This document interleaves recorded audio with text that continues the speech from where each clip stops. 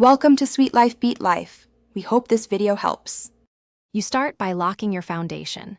Position your feet with the lead foot pointed about 30 degrees toward the board and place roughly 60% of weight on it. This stabilizes motion. Next, set a relaxed grip using 2 to 3 fingers so you control rotation without tension.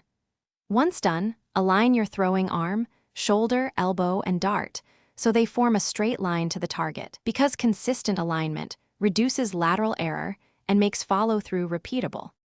You continue by refining the arm path. Keep the forearm moving in a single plane toward the board so the dart tracks straight. Breathe, then accelerate smoothly through a controlled elbow extension. Release when the arm is nearly fully extended and avoid exaggerated wrist flicks because extra motion adds horizontal drift.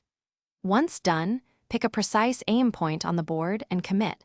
Small aiming targets improve consistency, and consistent speed plus plane control equals straighter throw. You finish every throw by maintaining a clear follow-through. Let your fingers point at the target and hold that posture a moment because a steady finish locks in the release.